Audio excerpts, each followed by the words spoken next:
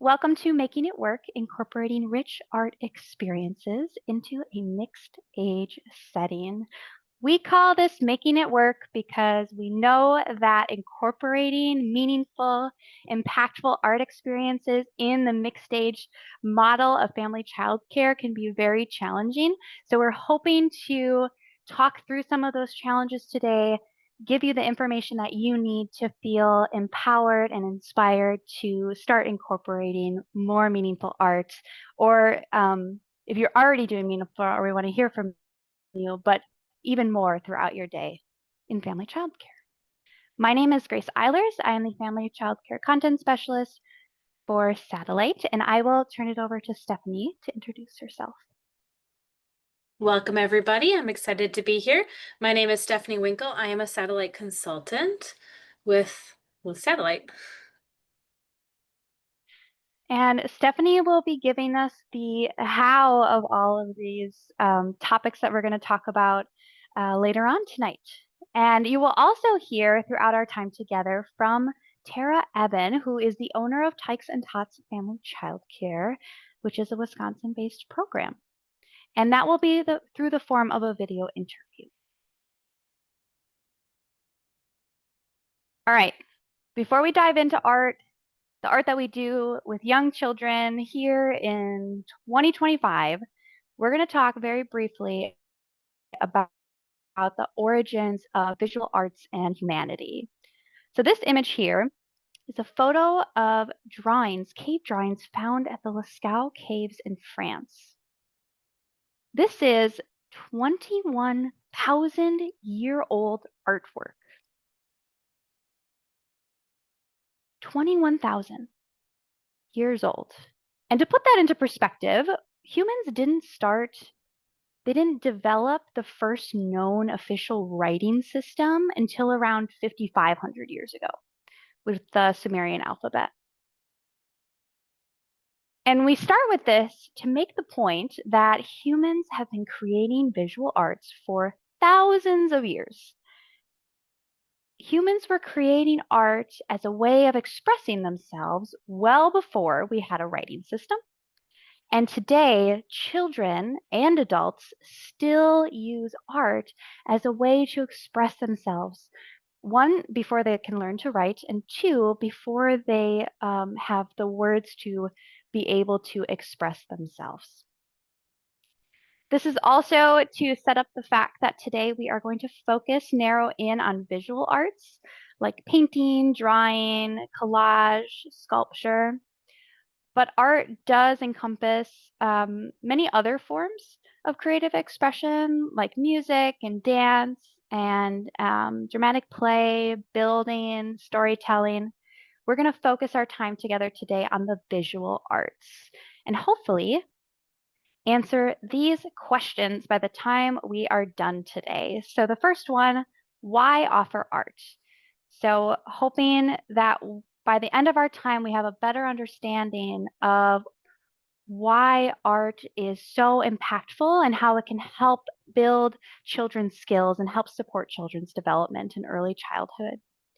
Then we're going to talk about what makes it meaningful. This is called incorporating rich art experiences in a mixed age setting. So what makes it rich? What makes it meaningful? We're going to learn strategies and things to think about for supporting children's engagement in meaningful art. And then we're going to end with how do I plan and offer art, the how. And that's where we're really going to rely on Tara and Stephanie, who have done this work, to talk about how to implement those opportunities with a mixed age group every day to engage in some sort of visual art.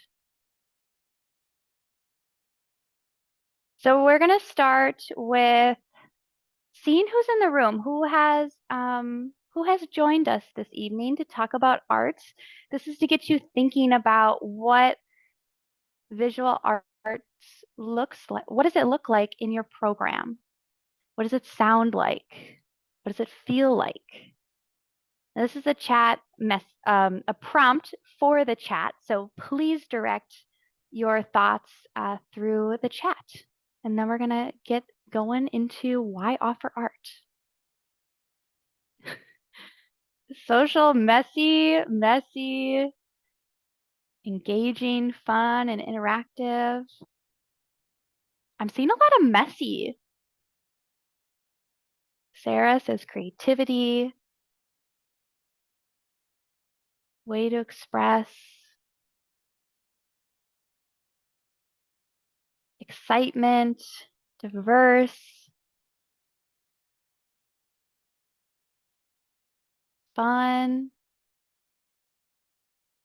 Heidi says we have a mix of open center and structured projects.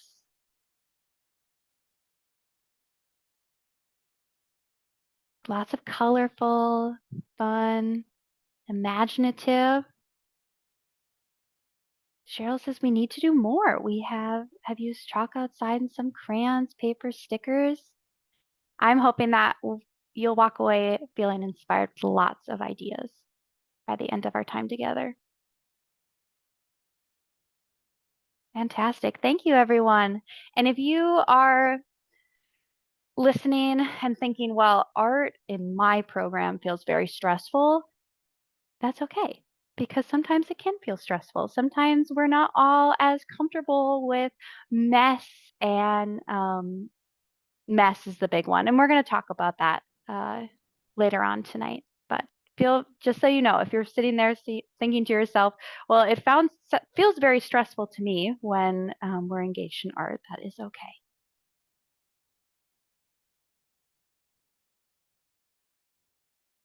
All right, let's get into the developmental benefits of art. And I know I'm going to start us off with another question directed at the chat. Thinking about because all of you have come here tonight with you have knowledge and experience. What does art support? What skills does art support for children's development?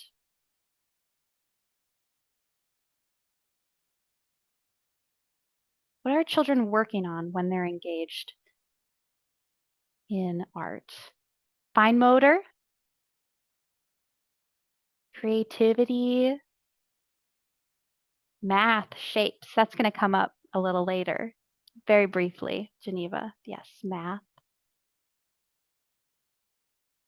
Confidence, yeah, lots of fine motor. Anytime we're asking children to use their hands and their fingers, hand-eye coordination, developing senses. So you all have already mentioned all of these, I believe. And we know there's just so many developmental benefits from engaging in art. And we're going to go through and talk about momentarily about different age groups and how art supports children at different developmental stages.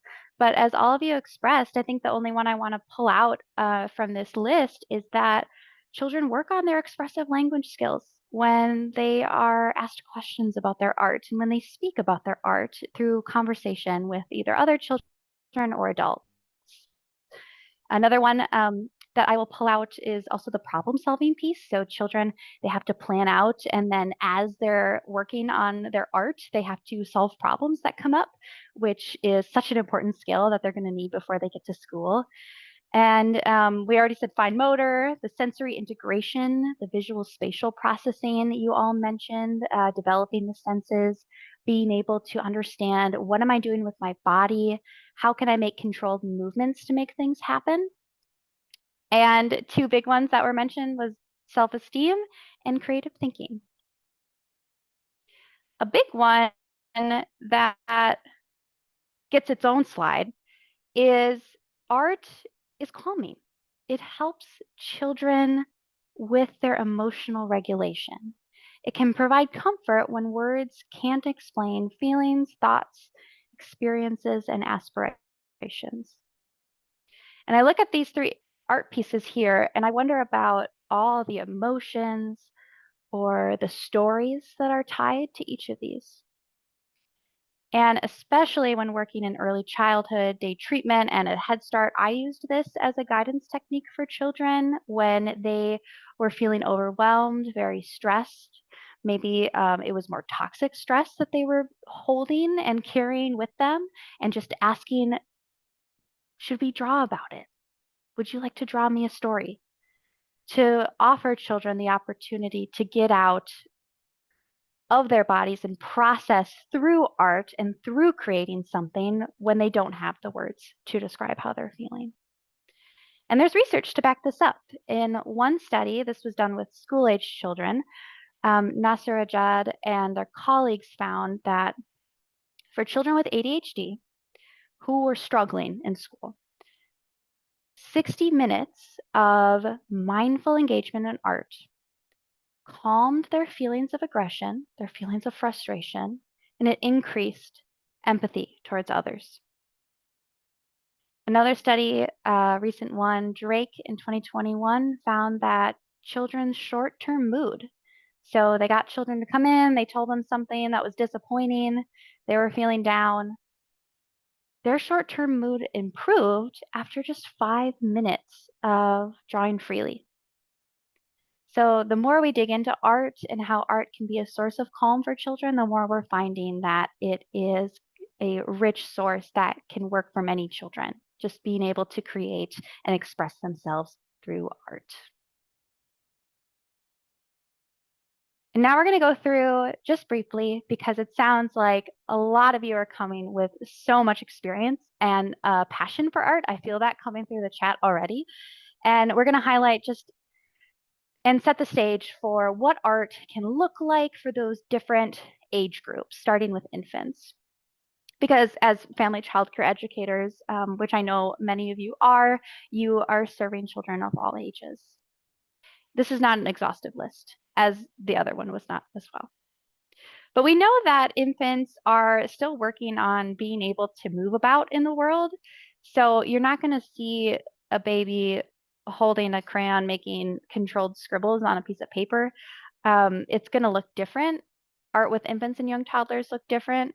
And it is therefore that you're not going to see a lot of academic research specifically on visual arts with infants and young toddlers. So we focused more then on what do we know about sensory? Because when we observe infants and young toddlers engaged in art, we see that it's sensory based and it's science based, where children are experimenting, making things happen. They're playing with cause and effect. And we know that sensory experiences, especially for children under 2, are especially important for promoting brain connectivity, for stimulating the white matter development in children's brains, which acts like a highway for thoughts to go all over the brain. And that is what is helping build that strong foundation, our rich experiences with their senses, which some of you have already mentioned in the chat. So we all know that infants love to explore the world through putting stuff in their mouth. I look at the infant on the top left here. So thinking about art, we think about making sure that things are taste safe.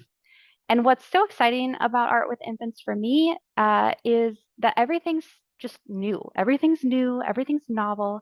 So it can be as simple as, looking at the image on the top right from Maria Laura's program. It can be as simple as handing an infant one of those sponges to explore, or a paintbrush, or something that they can feel and touch and put on their face. And that can be how that infant is included in exploring art. It can be as simple, and it's a way that they can participate in a way that's meaningful, it's safe, and it's still exciting.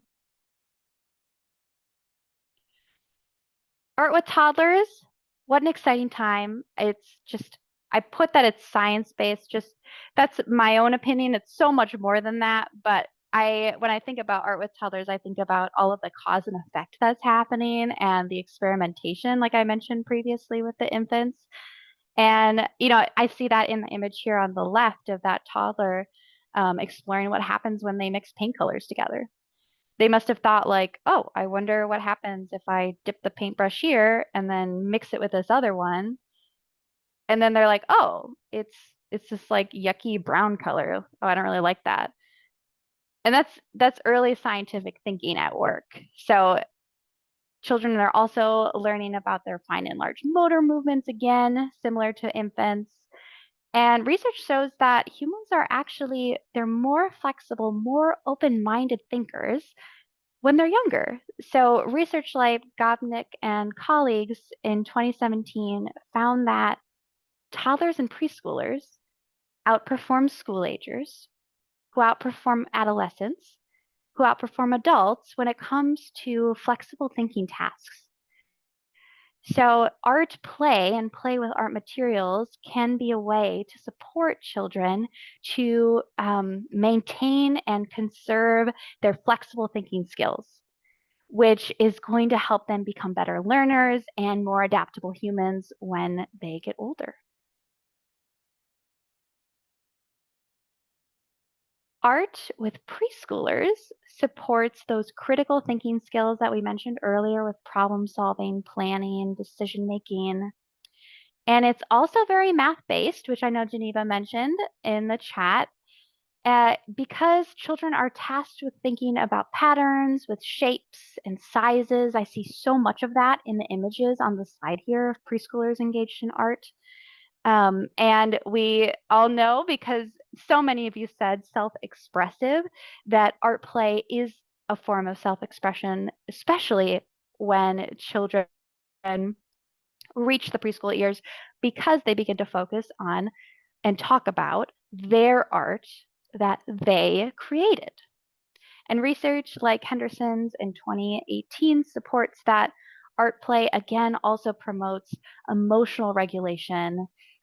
This study found that the addition of an arts program in a preschool led to improvements in children's social and emotional development over time. So art can be a source for social and emotional learning as well. And finally, for school-age children, art is a way to empower them to make decisions for themselves and practice autonomy. One study found that for children with speech and language challenges, Ledger and Goods and their colleagues found just last year that an arts-based intervention supported children's emotional growth, their sense of independence, and their self-esteem about themselves. So again, we're finding that art continues to be this rich, rich source of self-expression and the developing sense of identity for young children. And research, finally, the last one I'll pull out and mention, into art also finds that when children are given regular opportunities to do art, their mental health improves. Mola, Powell, and Krakow found in 2022 that children expressed positive change in their mental health. They reported positive change through an arts-based intervention, and they cited improved self-expression, feelings of safety, and also feelings of hope and optimism for the future. So throwing out a lot of very positive words and that go along with mental health. And that's what that study was finding from analyzing children's art and also hearing from them as well. And now we got through our foundation of why is art so important? Why are we talking about this today? And now we're going to talk about what makes it meaningful for children. And I'm going to turn it over to Stephanie to talk about process and product art. Thank you, Grace. So I know that most of us have heard this phrase, process versus product art. And I want to just take a few minutes to talk about what this really means and why it's important for us to really break it down and think about what we are offering in our programs. So Grace just spent the last 10 minutes talking about all of the benefits that come for children who have an opportunity to engage in art: flexible thinking, decision-making, positive self-esteem, having the ability to talk about their art, so increasing their language. All of that, all of those benefits come when children have the opportunity to engage in process art.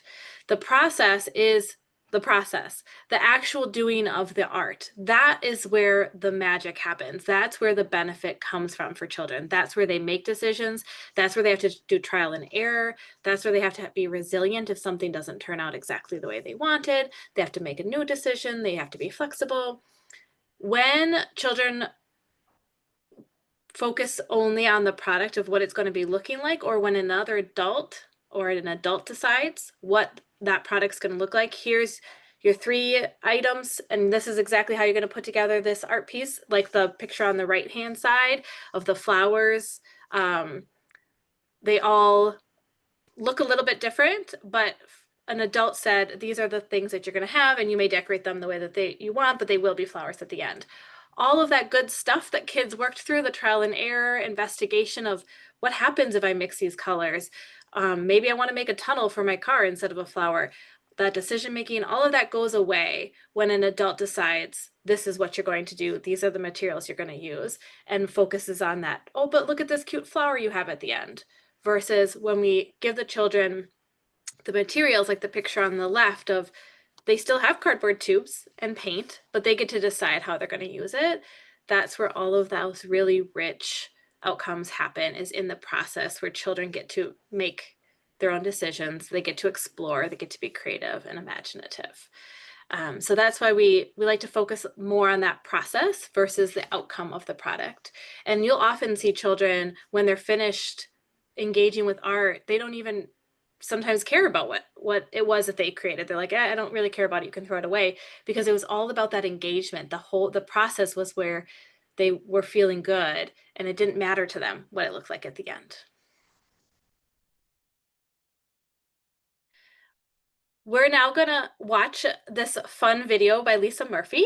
Lisa Murphy is a little bit of a early childhood guru, if you've never seen her or heard her before. She really advocates for best practice in early childhood. And in this video, we're gonna hear her explain process versus product a little bit more. And she's gonna give us a few process art ideas, and she will probably make you laugh a little bit.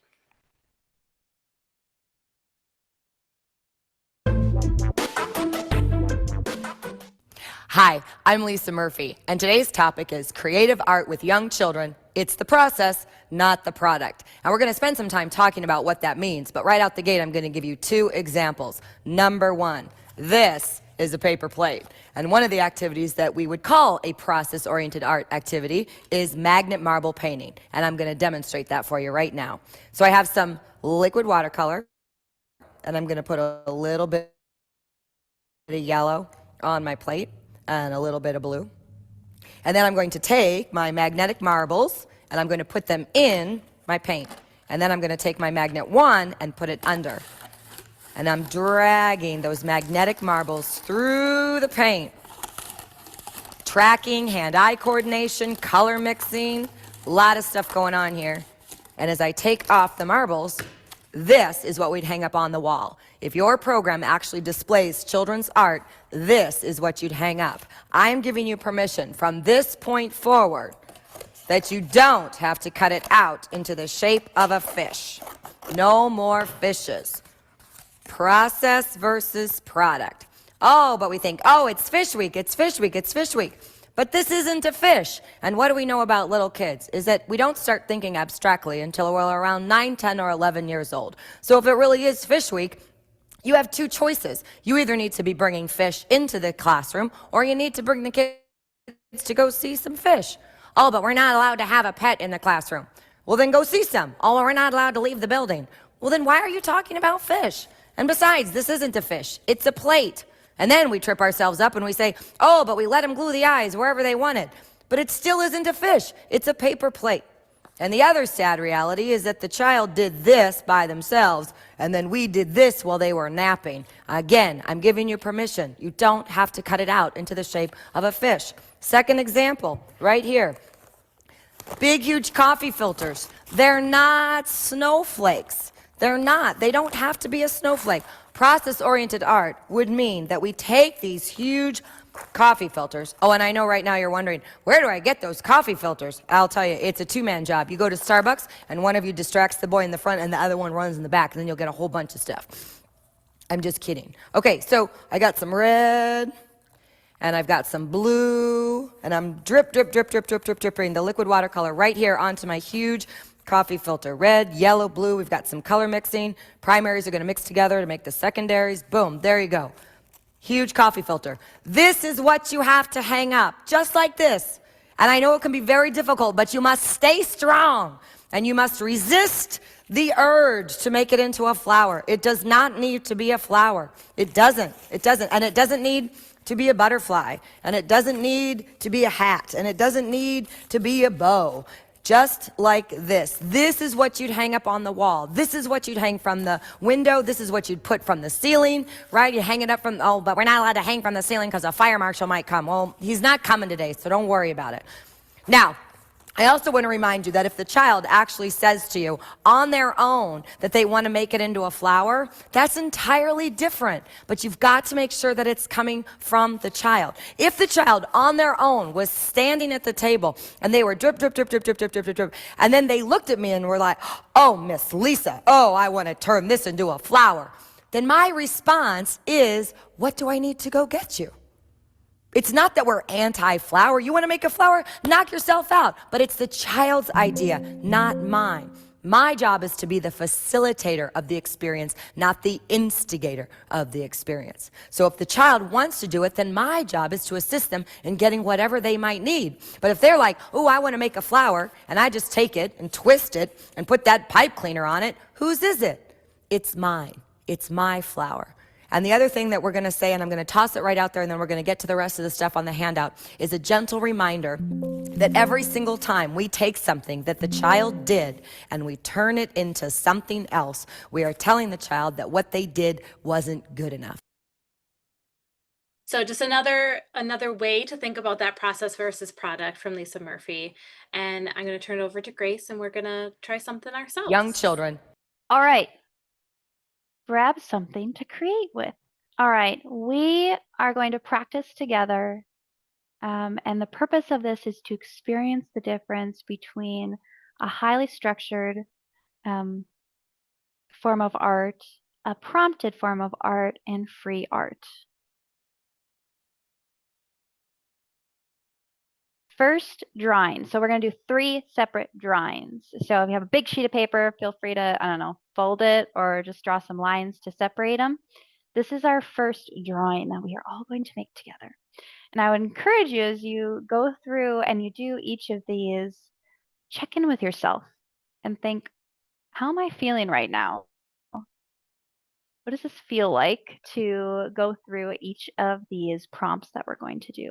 And after each one, we're going to briefly talk about it. So I will put 2 minutes, a 2-minute timer, and we'll come back together and see how how's everyone feeling about this one? All right. Draw this dog.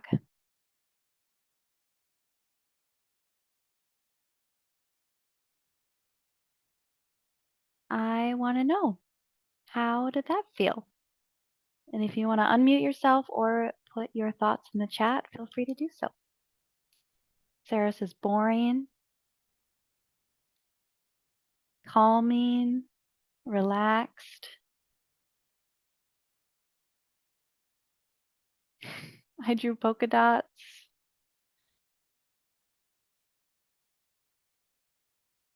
Wasn't fun. Some people found it relaxing.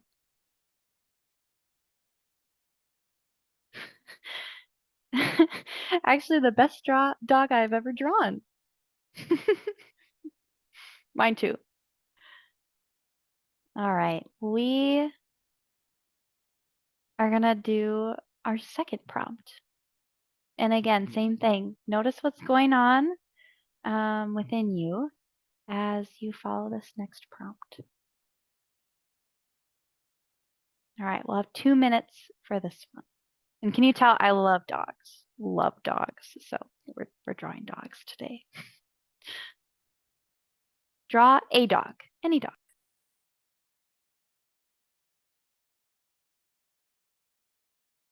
I already see some comments. Impossible. Sorry, I went back to the dog I had drawn before. It was easier. So intimidating.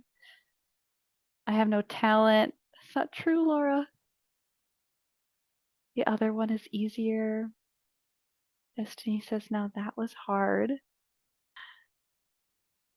I see more messages. I thought it was hard to do. Yikes, that was tough. That one did not feel as relaxing. Harder, but more fun. So I'm getting the message that, I don't know, we're kind of split. Some of you really liked the structured art. You found it more relaxing. Others found it intimidating, stressful, wanting to get it perfect. And I'm feeling like there's a mix in this group of those who enjoyed this and those who, but more so, more of those who found it more challenging. Let's do our third prompt. Draw anything at all. 2 minutes.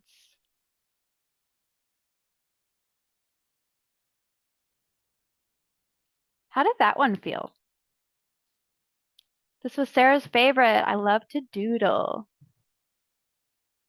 I loved it. Much more relaxing. Kelly says easier to be creative. I enjoyed drawing.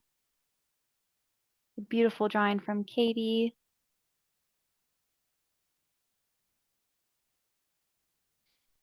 Yeah, more organic. I drew a rose and my brain was really struggling to come up with something. I have a hard time being creative. Mariah, I liked it. Enjoyed letting my mind wander. Felt free, loved it, felt free and relaxed. So I got a theme of this one that it felt more free. You could be more creative and imaginative. And although we did differ on some of our impressions of these three prompts, it's important to recognize that the purpose was to, as I mentioned before, it was to experience firsthand the difference among directed art or product art, where you're following instructions and you have an end goal, which was our step-by-step how to draw a dog. Prompted art, which is so following some sort of prompt, either you're providing images for children to look at for inspiration, and then free art, where you must decide what and how to create. And we are not saying that there is not a time and place for all of these, but as we all felt, and it sounded like many of you had differing experiences with each one, the goals for each of them may be very different. So for something that was directed or product art, you're focusing on a specific skill or you want children to follow instructions. For the prompted one, you had to use your memory to think of, if you didn't want to draw one of the dogs that was on the slide, you had to think, well, what dogs do I know? And then you had to decide what to draw. And then for the free art, where you could draw anything, that's where many of you referenced that you got to feel more creative and you got to tap into that creativity that you have, or feel a sense of you may struggle with thinking creatively, and you got a chance to express yourself. So all of these mirror what are happening for children when given opportunities to create art in these three different ways. And I have a poem that Stephanie brought that I will read. Need a sip of water. It's called The Little Boy. Once a little boy went to school. One morning, when the little boy had been in school a while, his teacher said, "Today we are going to make a picture." Good, thought the little boy. He liked to make pictures. He could make all kinds: lions and tigers, chickens and cows, trains and boats. And he took out his box of crayons and began to draw. But the teacher said, "Wait, it is not time to begin." And she waited until everyone looked ready. "Now," said the teacher, "we are going to make flowers." Good, thought the little boy. He liked to make flowers. And he began to make beautiful ones with pink and orange and blue crayons. But the teacher said, "Wait!" And it was red with a green stem. "There," said the teacher, "now you may begin." The little boy looked at his teacher's, then he looked at his own flower. He liked his flower better than the teacher's, but he did not say this. He just turned his paper over and made a flower like the teacher's. It was red with a green stem. On another day, when the little boy had opened the door from outside all by himself, the teacher said, "Today we are going to make something with clay." Good, thought the little boy. Snakes and snowmen, elephants and mice, cars and trucks, and he began to pull and pinch his ball of clay. But the teacher said, "Wait, it is not time to begin." And she waited until everyone looked ready. "Now," said the teacher, "we are going to make a dish." He liked to make dishes, and he began to make some that were all shapes and sizes. But the teacher said, "Wait, and I will show you how." And she showed everyone how to make a deep dish. "There," said the teacher, "now you may begin." The little boy looked at the teacher's dish, then he looked at his own. He liked his dish better than the teacher's, but he did not say this. He just rolled his clay into a big ball again and made a dish like the teacher's. It was a deep dish. And pretty soon the little boy learned teacher, and pretty soon he didn't make things of his own anymore. Then it happened that the little boy and his family moved to another house in another city, and the little boy had to go to another school. And the very first day he was there, the teacher said, "Today we are going to make a picture." Good, thought the little boy, and he waited for the teacher to tell him what to do. But the teacher didn't say anything. She just walked around the room. When she came to the little boy, she said, "Don't you want to make a picture?" "Yes," said the little boy. "What are we going to make?" "I don't know until you make it," said the teacher. "How shall I make it?" asked the little boy. "Why, any way you like," said the teacher. "Any color?" asked the little boy. "Any color," said the teacher. "If everyone made the same picture and used the same colors, how would I know who made what?" "I don't know," said the little boy. And he began to make a red flower with a green stem. Stephanie, do you want to say a little bit about this poem? Sure. This poem, I found this poem and it hits home for me when my children who were in my family childcare program, who got to experience process art all day, every day, went off to public school, went off to kindergarten.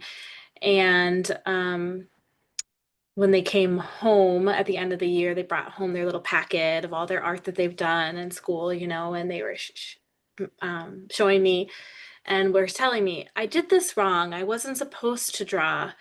We are doing shapes and I wasn't supposed to draw a circle for our son, so I had to erase it." And like telling me all these things about their pictures that were very clearly directed by the adult in the room. And I said, "How could you do something wrong? It's your art." And they were not able to be able to express the love and creativity that they had before. And it took me all summer of exposing them to process art again before I saw that joy come back out in their art. And as I was expressing this really like deep sadness that I had that my child lost what the joy of self-expression, the joy of art, somebody had introduced me to this poem because they said, this is exactly like what you're speaking about. And ever since, every time I hear it, it makes me really sad to think about about kids who are born into the world with so much creativity, but it can be stifled when we do too much of that product art of like, this is what you're going to do. And they just lose that ability to create freely. Yeah. Thanks, Stephanie. We are going to round out this section by talking about a few other ways that you as an educator can help support, can help respect and honor children's art in a way that helps make it meaningful. And one way is to honor their art through something like an environmental display. So just a few examples to get you thinking. I would love if you have a way of celebrating children's art in your program. Please send it in the chat. We want to know, we want to get your ideas. What are you doing to help honor and celebrate children's art through something like environmental display? Because what it does is it prompts children to recall what they did, to reflect on it, and then maybe even expand on their ideas when they see themselves in the program. So at My Little World, on the left-hand side, you see that Maria Laura has tacked up children's free art. I see Kathy at Kathy's Kids Home Childcare. She has printed photos of children engaged in 3D art, 3D messy art, and has pasted them around the room at eye level for children. At Brandy's program, Waddle Family Childcare, she has frames up that children can add to change out what they want to display. So does anyone have a way that they want to share of how they celebrate children's art? And then we're going to hear from Tara. Oh, and Nancy says, yeah, not a ton of room in my family childcare, but I put them up on the refrigerator and door and share them in our newsletter. That's definitely a way to celebrate children's art.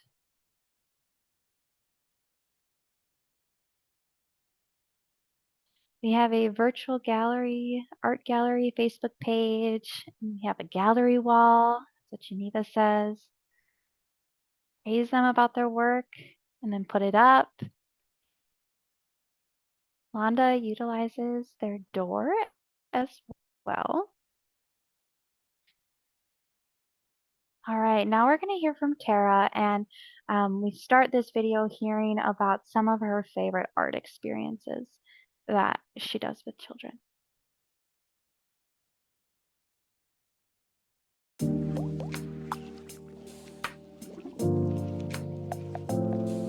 Well, our favorite is painting by far. We paint, I have foam paint, I have puff paint, I have regular paint, I have paint sticks.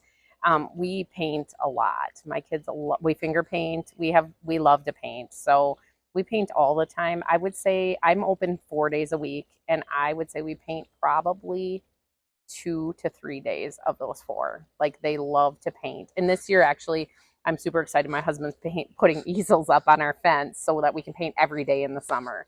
So we'll have 3 easels up on our fence so they can paint every single day. Sometimes they paint a dinosaur and it looks nothing like a dinosaur. So a lot of times I just ask them, like, oh, tell me about your picture. And sometimes it looks nothing like what they say it is, but they love it. So, and some of the kids will paint, like, I'm going to paint blue today because my dad likes blue. So they'll only use blue, and that's okay. Some of the kids will paint every color and it looks brown because that's what they want to do. So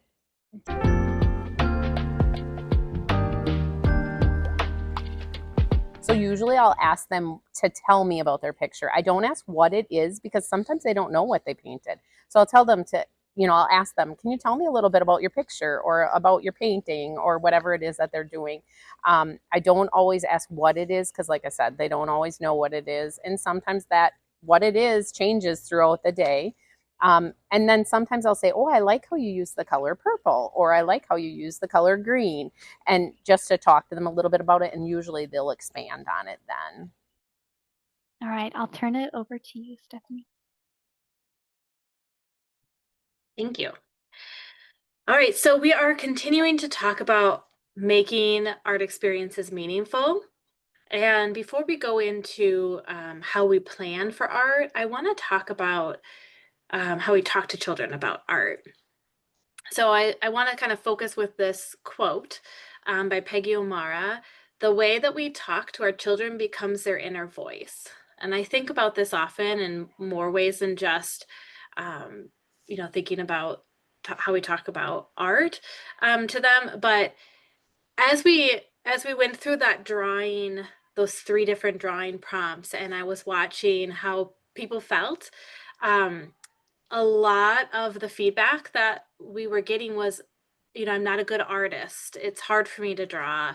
I didn't make it perfectly. These like inner critics that we kind of have with ourselves that often comes from 2 things. One, this need for things to look a certain way in order to be good, that like a value that we have placed on that art is only good if it looks like something. And then 2, again, like this, like only if other people think it looks good do I think it looks good. And that can sometimes happen because of our experiences as children. So we're going to kind of talk about how to avoid that for the kids that we work with. You can go to the next slide, Grace. Thank you. So I have this broken up into 2 different things.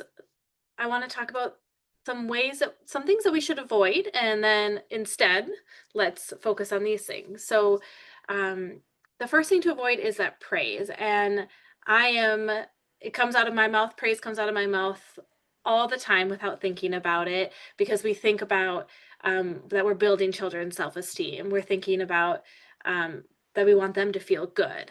So often, like, wow, your dog looks just like a dog, or wow, that's so beautiful. And we're kind of putting a judgment on that a little bit when we say that. We're letting them know it looks beautiful because it looks like this, or because you love it. Maybe, like, I love it. It's so pretty, all those colors, or I love flowers and you made flowers.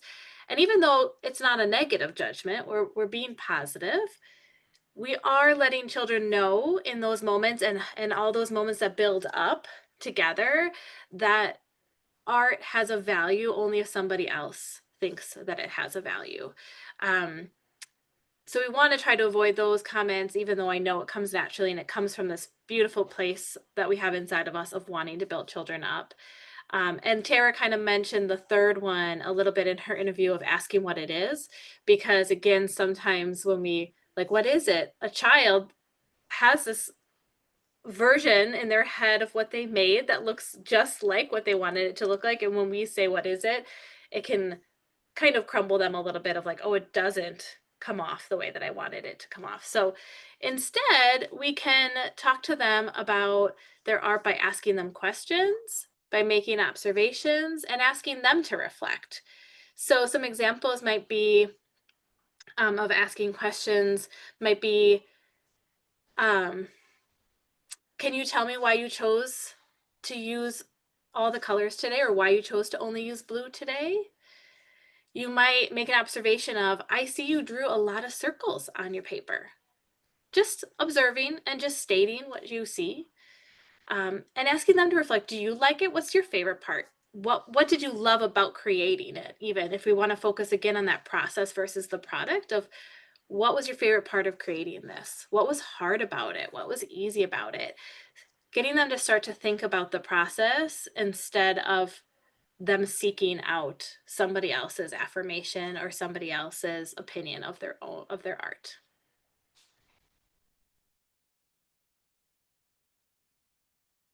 Next slide.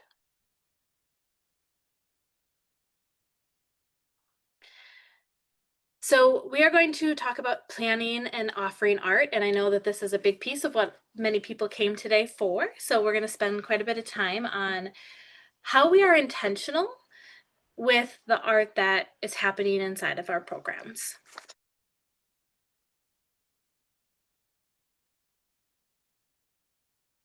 Next slide. So when I think about art, for children in programs, we can think about it in two ways. We want to be planning and thinking about art that is readily available all the time. So art materials that are out for children anytime that they have a need or an idea or desire to create, that we want to be thinking about and be intentional about what is it? What do we offer for children that is out all the time? And we also want to think about what opportunities do I create or put out there for the children that is not out all the time, but does give them an experience. So we're going to talk about both of those in separate ways.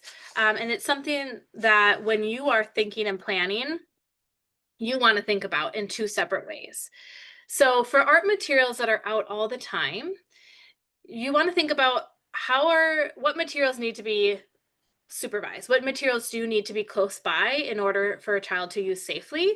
Those materials you probably don't want to put out all the time. So those things might be, depending on the ages of the children that you have, anything that's a chokeable, scissors, possibly if you have some older children who are ready for it, and we'll kind of talk about those older children later, like hot glue gun, low temp hot glue guns, things that you would not want to walk away from a child using and a toddler walks up and grabs it.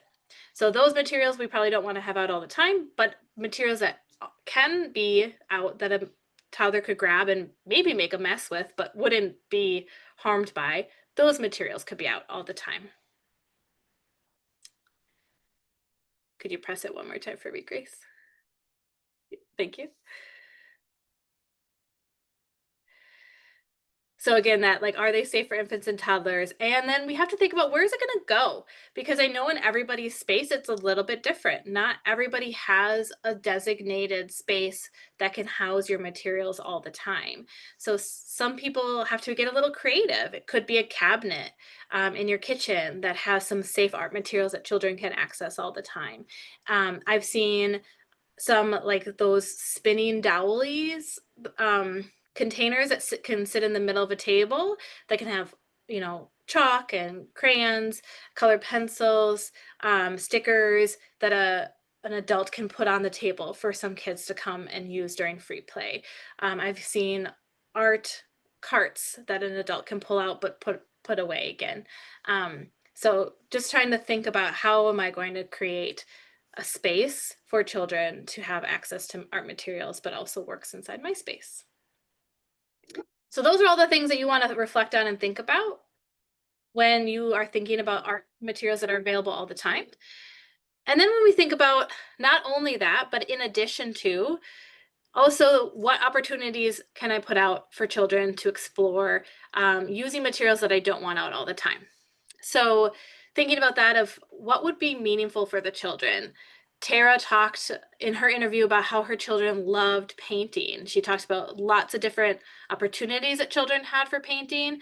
And then she said she's even extending it outside and putting that easel out outside. So she's noticed that painting is meaningful to the children. So she's trying to offer more of that to them.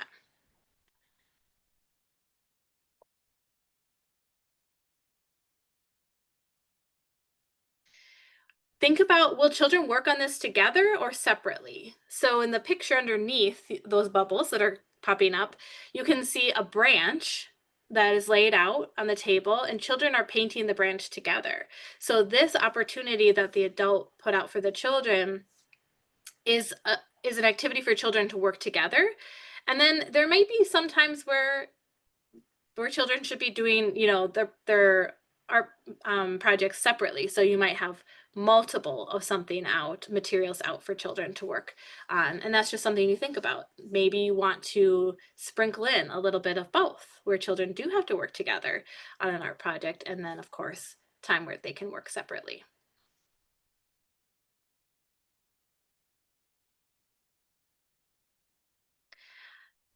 Another thing that's the most difficult for family child care providers is to think about, how can all ages do this together, or how can they all experience this at the same time? Our infants and toddlers, sometimes it's the hardest for us to think about. How can I create this to be safe for them? And Grace really talked about that with the the fact that it's infants and toddlers really need sensory input, and that's what's meaningful to them. So if they're all painting a branch, maybe you can give the infants a smaller branch with some safe finger paints. And of course, their branch is not going to look the same as some of those older children's branches will, but it's all about the sensory. And so how can you extend it down or up so that all children can experience? And it's not going to look the same, but it could look similar. And then our last bubble will pop up here. And this is a big piece of, is this a transient art? I like to use that in the quotations of, is this art going to be something I send home, or is it just for the process? There is a quote from Lisa Murphy that I always think about with this when I'm reflecting on this piece. Is she says, art is not a receipt for childcare, meaning a child doesn't need to have art sent home that's beautiful, that looks like a product, that a parent can say, oh my gosh, look at this. I can't wait to show family members this art that my child created that they didn't actually really create because an adult did most of the work. That's not the receipt that says this childcare is high quality. Art pieces don't have to go home every day as a way to say, I did something with your child.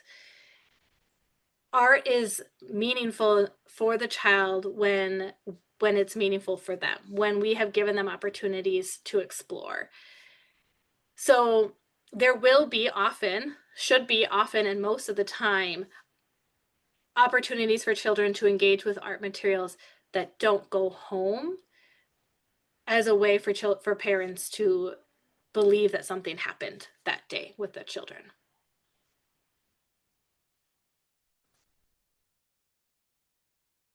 Okay. So let's think about that first section of art materials that can stay out all the time. These are some of my favorites that I feel are pretty safe for almost all ages. And I'm going to go through like the pros and the cons of each of the materials. And then I would love for you to be adding in the chat or unmuting yourself art materials that you have that stay out all the time that you love, because I know that some of these art materials that I found was because I heard it from somebody else. So let's share our knowledge together. All the way on the left-hand side, you see a giant hand holding a stick. That's a tempera art stick, tempera paint. So tempera paint is washable.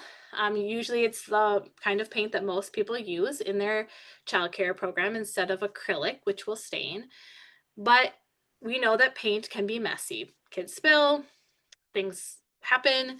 And so the paint sticks are great to have out all the time because they do cover much thicker, much darker than a marker does. It's a different texture and feeling as you use it on a material.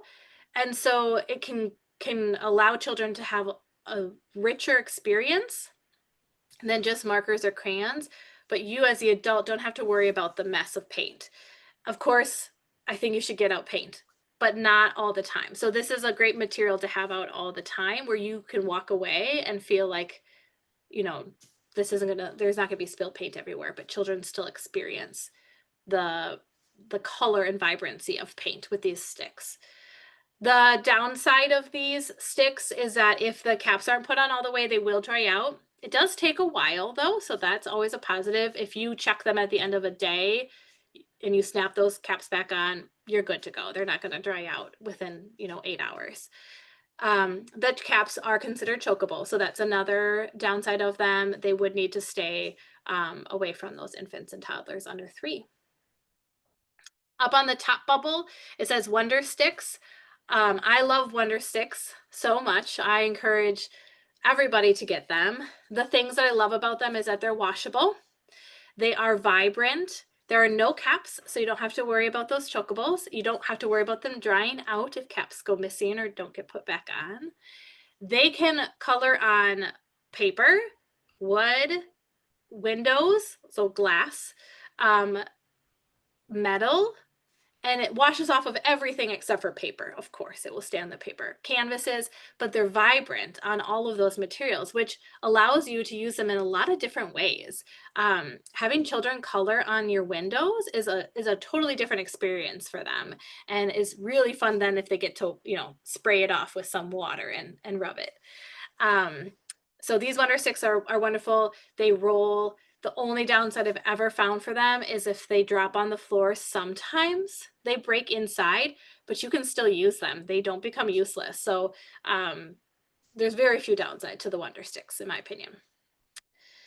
In the middle, there's Play-Doh, of course. Play-Doh is safe for everybody to use, especially if you make it yourself. There's infant safe Play-Doh. You can create three-dimensional objects with Play-Doh, which is something that you can't do with a coloring material. Children have so many opportunities to practice those fine motors. They're developing the muscles in their hands when they're playing with Play-Doh. And there's opportunities for a lot of language development as you talk about rolling it out, pinching, squeezing, just a lot of language opportunities there. The downside is it can dry out if it's left out of its, you know, container. Watercolors. I love watercolors because they don't stain. They are less messy of a paint. You do need to, you know, spray them down with a spray bottle, and of course you need some water to rinse your paintbrushes out, but much less messy than, you know, a palette of wet tempera paints. But those older children, 3, 4, 5, can definitely get their watercolor paints to work on their own without an adult if you show them once how to spray them with a spray bottle, and if you give them access to some water to wash their paintbrushes out. Model Magic is all the way on the top right hand side. I really like Model Magic. It's a little bit different than that Play-Doh sensation. It's much lighter texture, doesn't take as much muscles to play with, which can be a positive or a negative. One thing that I like about Model Magic, if you get the white, and it doesn't have to be name brand, any of those like air soft, they call them like, they're air dry clay, they call them like cloud clay sometimes, but it's real just like light clay. If you get it in white color, you can use magic marker, washable markers to color on it, and then you knead that color into the clay, and it changes the color of the clay. So I love that because it forces the children to do a little bit more fine motor, building those muscles, but they also can be so creative with the colors that they want. It's a little bit longer term of a project. So you're going to see this with your older kids being a little bit more resilient and like kneading and then adding more color until it gets to the vibrancy that they like. So it offers them a little bit more, an opportunity to have to extend a little bit longer, stay with the project longer. The downside to these clays is they do dry out after time. That's the purpose of them, that they become a little bit harder. But again, you can catch it. I've had Model Magic out for like 2 days before it got hard. So it's not going to harden on you immediately. And then the last one down at the bottom are those dot markers. These are great to have out all the time because it again offers a unique way to work with two-dimensional art. You can dot them. Of course, toddlers love that up and down motion, but you can also like slide them smoothly along paper, which is different than a marker because you're supposed to keep it down the whole time. So it's a different sensation, a different medium to play with. The downside to these is that those caps are considered chokeable. So again, you'd have to be within supervision for those children under 3 for these materials. So I'd love to look over at the chat and see what other materials people have. It looks like nature leaves, sticks, rocks, and pine cones. Making rugs out of old sheets, that's always been on my to-do list, Misty. Chalk and crayons. Chalk is a great one. You don't really have to worry about like staining with chalk. Play-Doh, markers, colored pencils. I love that there's 2 people now that have talked about pine cones and nature. You can see on our slide, we're gonna talk about that next. paint and stamps. Stamps is a great one that we didn't talk about. You can get those washable stamp pads so that you don't have to be as worried about like ink staining clothing. Dried flowers, glue and scissors, Q-tips. I see dry erase markers and whiteboards. I forgot to mention that those Wonder Sticks work on whiteboards too, because I always feel like dry erase markers impossible to get out of clothing, any fabric, so carpets, anything like that. But the Wonder Sticks work on dry erase markers or dry erase boards without staining anything. Pipe cleaners, origami paper. That's a great one for those older children. Seeds, toilet paper rolls, tissue paper. Wow. Paper lunch bags. You guys are I love how you're adding so much into materials that are out all the time. Stickers is a wonderful one. Beads and string. Yeah. And those pony beads on pipe cleaners, great for those like 2.5 to 3-year-olds who are just starting to have the dexterity to string things, but string is too floppy. Okay, so a lot of you mentioned this. Art materials cost money. I don't know about you, but the economy is killing me right now. I don't have a lot of money, extra money to be spending on a lot of extra stuff. So if we think about art materials that are sustainable and low cost, there are so many out there, and a lot of you mentioned this. Getting stuff from outside, pine cones and leaves, toilet paper rolls, reusing things that would otherwise be recycled or put in the garbage. There's some pictures on here of different art materials that are being used in different ways, reusing like newspapers, magazines as a medium, as a place to paint or color on. Cardboard, if you have anything that's delivered to you, you can, cut out cardboard in different shapes for them, or just open up the whole box and let them go to town. Play-Doh is pretty inexpensive to make if you make it at home, and you can use food coloring to dye that. Bubble wrap, again, if you get things mailed to you and it comes with bubble wrap or in one of those bubble mailers, you just kind of cut it apart. That's a very unique material for children to paint on. And I have some other pictures later on. So we don't have to go crazy with buying a bunch of things. While I love it when we share materials that work really well, so that if it is in your budget, you could invest in a new material, it doesn't mean that you can only do art if you have those materials. Art is all about that process, and you can do it in an inexpensive way and sustainable. I know that I have talked to people who have mentioned that one of the barriers for them for art is the fact that things get used up quickly, right? A child might just draw one line on a piece of paper and then want to go to another piece of paper, and that can activate sometimes for us a sense of wastefulness, that our resources of earth are being used up very quickly in a 2-second interaction with paper for a child. So we can think about, okay, what's something that would otherwise be recycled? Can we use other materials as the paper, or the space that a child is drawing on, so we can work within our values, if that's a value that you have. That was me. I'll out myself. Yeah. Okay, go ahead, Grace. We can move on to the next one. So we're going to hear Tara again. She's going to talk to us about where she gets her art materials, because she has some really creative ways of getting art materials for free.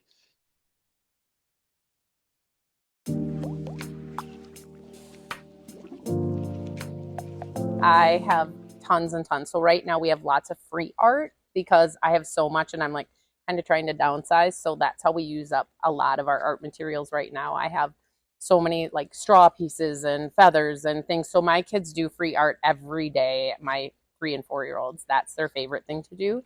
I just refill it weekly, and there's different things. There's wiggly eyes, there's all kinds of stuff, and they glue one time One of my children took home a piece of paper with 30 little wiggly eyes glued on it, and his mom's like, "What's this?" He's like, "Oh, it's a monster," like he loved it.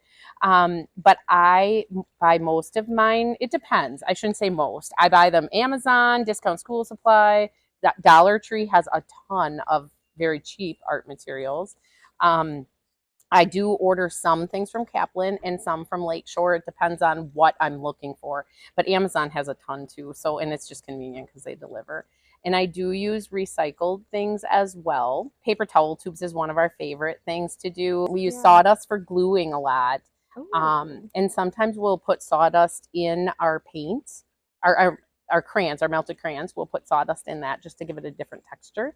And when it colors a little differently too. So we do a lot of that kind of stuff as well. Where does one get sawdust? Well, my husband does a lot of woodworking, Okay. so he brings it to me. But he does a lot of woodworking, and my neighbor does as well. So I can get it from that. A lot of times, if you ask, I would think if you ask like any woodworking place, they would be able to get you sawdust. I love that. The uniqueness, that's the thing that I love about family childcare is that everybody has something a little bit different to offer, and sawdust is Tara's, and that's I love it, and I'm sure everybody has one. I would love to hear where you get your materials. Is there a place that that you have found that you can get some materials inexpensively, or do you find use some stuff that's free out there? Oh, and I see one in here that says connect to your local Aldi. They donate lots of different size, color, and shapes of cardboard boxes. That's a great one. Great tip. Cut down cattails and kids make fan hats and placemats. Wow. Misty, do you guys weave them?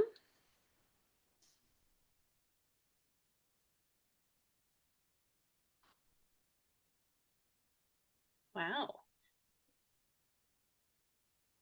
Yeah, recycle food boxes and containers. When your food comes, the cereal comes in that box, you can cut it open and kids can use the inside or the outside. They might want to cut out different things in those with the colors. Hobby Lobby, Dollar Tree. Dollar Tree can have some really good deals. One thing I hear that I just want to repeat and get the message out is turn to your community. There are local businesses in your area that you can, I mean, what's the harm in asking? Like, do you have anything that you're going to recycle that we could use for a different purpose? So I just wanted to reiterate that again. Yeah. Yes, Heidi also said that she gets newsprint from a local newspaper, rolls that they don't use and it lasts forever. On site. I am a big crafter myself, and so if I'm done with a big project, I take my leftover materials and I bring them in for my kids. Oh, that's so sweet, Alyssa. Is there some materials that they really love using that they get excited about? They get really excited when I bring in the 4-inch thick foam because I'll do Mhm. cosplays and stuff like that too. And so whenever I bring in those big chunks of foam, those are their favorites. And they make flower gardens with them, so Love that. Kids are so creative, and I know we talked about that before, about that, like, flexibility of thinking that actually diminishes with age, but if we just watch what they can create with the materials, it always blows my mind. I know for my family personally, my kids, I mean, they grew up with this process art, so now that they're a little bit older, it just has like increased. And we're a little bit of a hoarder family of like nothing gets recycled or thrown away because it could become an art project. And so I'm trying to find the balance of things that maybe should like we might have enough, but no, my kids don't believe that. So once you kind of start looking for things that instead of it going in the trash or goes in the recyclable, it could become something new. You'll be surprised at how much you might end up saving that can go into your art area. All right. Well, let's shift our thinking a little bit, and we're going to talk about some of those process art pieces. So, we had kind of talked about the last bit of time has been about how can we plan for art materials that are going to be out for children to access all the time or for a majority of the day, because children might be interested or ready to do art during free play time. And then we're now going to think about, what can I set up for children during a specific time that I have opportunity to sit and supervise, that will be a little bit more process art oriented, that's like a little bit deeper, that maybe they don't have access to these materials during free play. So I'm calling them intentional opportunities, because you intentionally are going to put out these art materials for children. And it's an opportunity. They don't have to experiment with these materials, but you're going to offer it. So these are mostly, the top 3 are pictures from my family childcare, and then the bottom 3 are not. But I am going to preference this by saying I am very, very comfortable with messy art.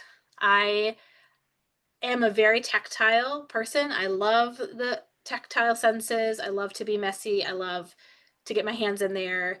I don't have a problem with kids getting very messy. I don't have a problem with spending some time washing things up. I understand that that's not how everybody is. And so some of these might feel a little bit chaotic to you, and that's okay.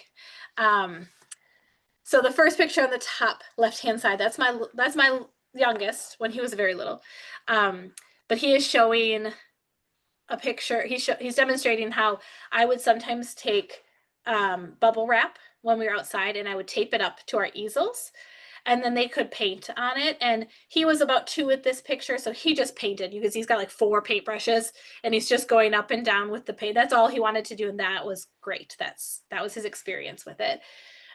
Older children have the same materials available to them, the same setup, and they will tend to paint designs or patterns on the bubble wrap. And then I have a bucket of paper that's, you can't see it in this picture, but is next to those easels. And they gently press the paper up to their bubble wrap. And when they pull it away, the pattern of the bubble wrap and the paint is still there. And it's very unique and interesting. And sometimes the further up you go in age, the more detailed they get with their process art. So sometimes the kids would save that paper, let it dry, and then cut it out and make a collage or make it into a card. They would sometimes utilize that in different ways. But this is one of my favorites to do with kids, because it's such a unique feeling for them to paint on that bubble wrap texture. And it can go from those toddlers all the way up through 8 or 9 years old. And each one of them engages with the materials in a little bit different of a way. That middle picture, there's a little boy in a blue tank top. That one is splatter painting. So having like a larger piece of paper or cutting up a cardboard box and having it lay flat. And then get your paint you water down your paint a little bit more so it's more liquidy, and they put it on their paintbrush and they just aim it at that paper or that cardboard box and they splatter it. I've done it on really large scales where I've gone to a thrift store and gotten a white sheet, like for a bed, a flat sheet, and I've hung it up on a fence, and the kids have splatter painted on really large scales. Sometimes I've had kids ask me to draw something on with like a Sharpie on the flat sheet first. It's usually my boys, and so they would ask me to like draw a pirate ship and draw the people on the pirate ship really angry, and so I would draw some angry faces, and then they would aim at the people on the pirate ship with their splatter paint. They just love that like motion, and again, from toddler all the way up to 6-7 year olds love the cause and effect of the way that they throw the paint with the paintbrush, and like what it looks like on that paper. On the all the way on top right, you see, again, that's my little guy in a blue suit, and he's got a little red squirter. That's one of those chalk squirters. You can put like liquid tempera paint in them. We would use them all the time in the summer as well, on the sidewalk or on the driveway. But one year, they decided that they would love to use them in the snow. We had a lot of snow that year. And so I filled like condiment bottles, because I didn't have a lot of these little, these are like specific to sidewalk paint, but it's just a hole. That's all you really need. So I went to the Dollar Tree and I got condiment bottles that you would put ketchup or mustard in. And I filled it with very watered down tempera paint, and they just squeezed it all over the canvas, that white snow that was in my backyard. By the end of that week, there's not one white piece of white snow left. Even the dog, he was a puppy at the time, he got full of the paint, watered down paint, but it didn't matter. I washed him up. The kids loved it, and they loved the fact that like snow became a canvas. And so again, from like 2, my little guy was 2 in that picture, all the way up, enjoyed it on different ways. Some older kids, would try to draw a design, while the younger kids were just squirting and watching the cause and effect of that art. And I guarantee you those older kids still remember that week where they got to paint Stephanie's backyard with paint in the snow. You can use this, of course, on regular, paper or cardboard, but having snow as a canvas is kind of fun. On the bottom left-hand side, those are collages. This is one for those people who messes a little bit too much. Those top ones are too much for them. That's okay. This is still a great way to offer process art for kids of all ages. You take some contact paper. Contact paper can be found at any of your local Walmart, Target, I think even Home Goods. It's used to like line shelving, so you usually find it kind of in the section that has like bins and closet organization. Comes in a roll. So you cut it down, take off the back. It's sticky. I usually would tape it down onto a surface, especially for those babies. Babies are just going to love that feeling, that stickiness, taking it off and on. You could put a couple like Post-it notes on there and let them pull it off and put it back on. Toddlers, very similar. They'll like to stick things on and rearrange things until it's no longer sticky and nothing actually sticks to that contact paper. But as the kids get a little bit older, giving them, like string, tissue paper, scissors, cupcake wrappers, like those really colorful cupcake wrappers. When you make them flat, they're a circle and they have all different designs and ridges. This is a great time if there are kids that have done a lot of process art that don't want to take their paintings home or any of their stuff home. If you save that and like cut them out with a circle cutter, and then you've got all these circles and different shapes and sizes with different colors on them, works so great for collages. All the way on the right-hand side, bottom right-hand side, that's clay. And so I know we talked about air dry clay and we talked about Play-Doh, but there is something about real clay where children don't really get to play with real clay very often. And so bringing that out every once in a while and letting them feel the heaviness of it and letting them feel how it smooths down when you add a little water to it, and giving them things like seashells and sticks and pine cones to add to the clay, and how does it like stick in there and how does it come out and not come out. And there's just all this experimentation with clay that, again, from a young age all the way up, it's going to look so different, but be really meaningful for them. And then finally, I have this white rectangle in the middle that says Art Bar. This is one of my favorite websites to share with all early childhood educators. She does a lot of process art. Almost everything you'll see on her website is a process art-based project. And so I often, if I felt like I just need something new, would go to her website, still do, honestly, and take a look and try something new. We've done smash art from her where you soak those like makeup remover, those little circles, cotton swabs. We'd soak those in paints and the kids would put it on paper and smash it with a hammer and the paint would splatter everywhere. I got that idea from her. She has a lot of really neat ideas. So it's a great resource. I love to share it out with people.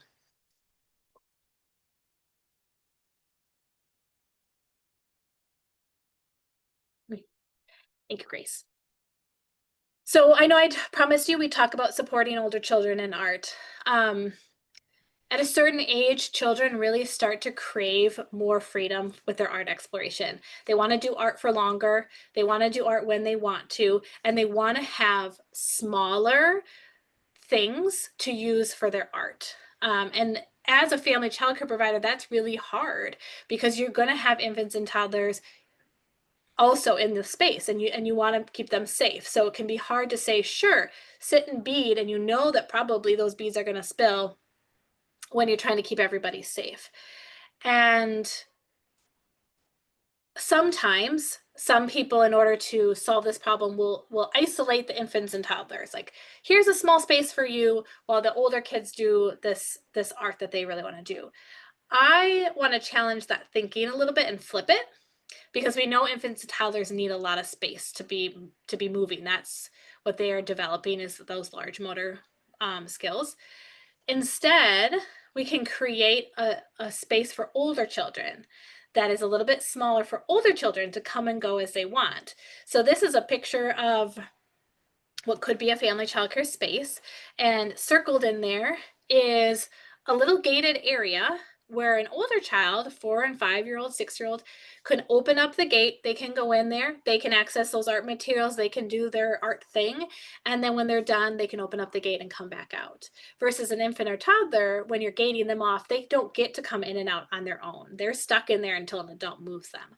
So I love to think about this in a different way of giving those older kids a space to do those use those art materials that are not safe for infants and toddlers, but it's a small space, and letting the rest of the program be open for the infants and toddlers.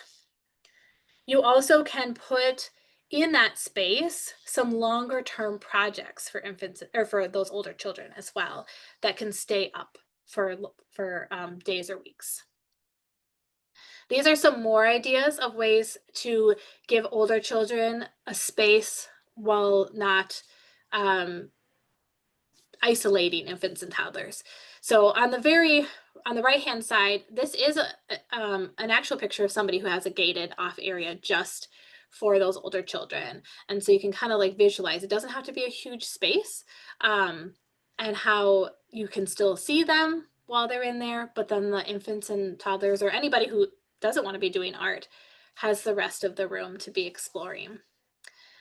If you don't even have the space for that, to create a little nook, you can still have out art materials and just keep them up higher. So on the left-hand side, from the art pantry, they put up some pegboards, and so anything that's small is up above where an infant or toddler could reach. And so an older child can reach those and take them down, but an infant toddler can't just waddle over there and grab it down and open up something that's chokeable.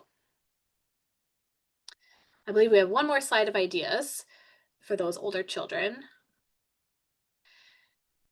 So the art caddy on the left is like a kind of like a toolbox, right, Grace, or a fishing tackle box. A tackle box. Thank you. Tackle box.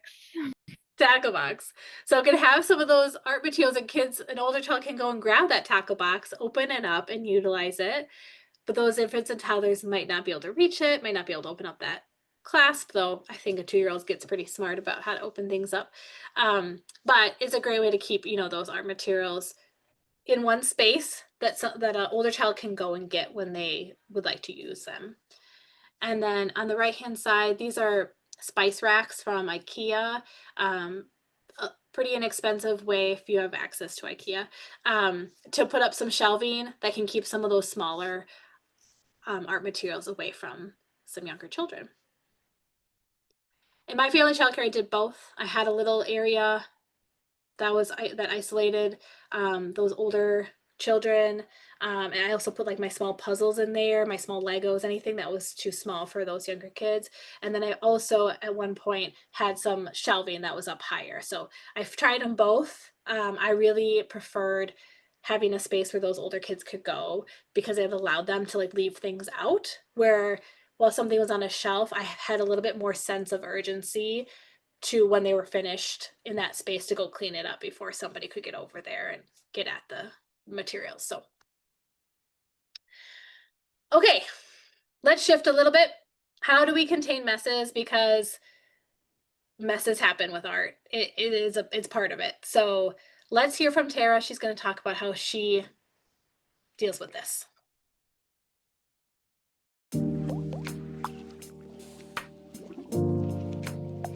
So it depends on the experience. We do, if we have the water or sand or rice table, obviously it's kind of contained to that. The children help sweep up the mess if we spill. We do Play-Doh on trays so that it's not too messy, but it can get messy. And then so it depends on the experience that we're doing. Coloring and such or painting is kind of messy as always. Sometimes I will do a project 3 children at a time, sometimes 1 at a time, depending upon what it is. Especially with my littles because I have 2 1-year-olds. So it depends on like what I'm doing with them. But this year we're doing a outside. I'm kind of chicken to do it inside.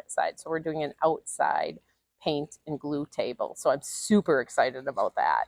Well, art is better outside anyway. Yes, definitely. So what does it look like when you do those art and sensory experiences with those babies? Like, do they just get covered in it, or do you have to stay really close to them? It depends on what we're doing. We do stay pretty close to them. So those 2, I will usually do 1 or 2 at a time because I do have the 2 little ones who aren't 2 yet. So they I'll stay pretty close to them, and sometimes we're covered in markers. Sometimes markers are their favorite, so they draw on themselves, and sometimes we have it on our face, sometimes we have it on our paper, so sometimes the table. But all of my things are washable, so it's usually not a big issue. Sometimes we paint our hands instead of the paper. I have a really low, it's about this tall off the ground square table that I'll use with my 2 toddlers, and then I just tape it to the bottom, a piece of paper. And then when we're done coloring, I just cut it in half so they each have something to take home.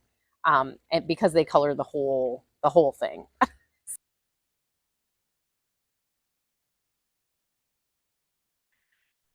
So Tara had some great ideas. These are a couple other ideas that you can have, having a wipeable tablecloth, having art smocks for kids, putting like a vinyl rug underneath that's very easily washed off, or using art trays.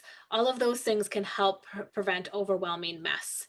And then the last thing we'll share is this idea of sharing responsibility for cleanup with children.